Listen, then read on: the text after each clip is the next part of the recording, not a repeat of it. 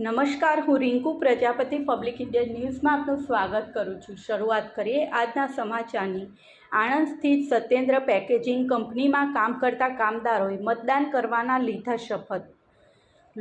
લોકસભા સામાન્ય ચૂંટણી 2024 અંતર્ગત આગામી તારીખ 7મી મે મંગળવારના રોજ યોજાનાર મતદાનમાં જિલ્લાનો દરેક મતદાર પોતાના મતાધિકારનો ઉપયોગ કરે તે માટે આણંદ જિલ્લા ચૂંટણી અધિકારી પ્રવીણ ચૌધરીના માર્ગદર્શન હેઠળ વિવિધ ઔદ્યોગિક એકમો ખાતે મતદાર જાગૃતિ અભિયાન ચલાવવામાં આવી રહ્યું છે, જે અંતર્ગત આણંદ વિધાનસભા મતવિસ્તારમાં આવેલ સત્યેન્દ્ર પેકેજિંગ લિમિટેડ કંપની ખાતે જિલ્લા ઔદ્યોગિક સ્વાસ્થ્ય અને સલામતી કચેરીના મદદનીશ નિયામક રીનાબેન રાઠવા દ્વારા મતદાન જાગૃતિ અર્થે મુલાકાત લેવામાં આવી હતી।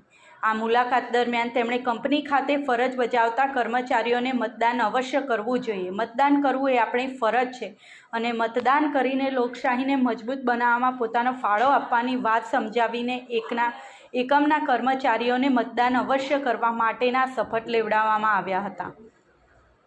ઔદ્યોગિક એકમોની મુલાકાત દરમિયાન રીનાબેન રાઠવાએ મતદાનના દિવસે ઔદ્યોગિક એકમ ખાતે ફરજ બજાવતા કામદાર પોતાના મતદાનથી વંચિત ન રહી જાય તે માટે કામદારોને મતદાન કરવા જવા માટે ખાસ સમય ફાળવવા જણાવ્યું હતું અને મતદાન કરવા જાય ત્યારે સવેતન રજા આપવાની રહેશે તેમ પણ જણાવ્યું હતું। ઉલ્લેખનીય છે કે આણંદ લોકસભા સામાન્ય ચૂંટણીમાં જિલ્લામાં વિવિધ ઔદ્યોગિક એકમો ખાતે હજારોની સંખ્યામાં કામ કરતા કામદારો પોતાના મતાધિકારનો ઉપયોગ કરી શકે અને લોકશાહીના પર્વમાં પોતાની સહભાગિતા નોંધાવે તે માટે જિલ્લા કલેક્ટર પ્રવીણ ચૌધરીના માર્ગદર્શન હેઠળ સમગ્ર જિલ્લામાં ચૂંટણી તંત્ર દ્વારા મતદાન જાગૃતિના કાર્યક્રમ કરવામાં આવી રહ્યા છે।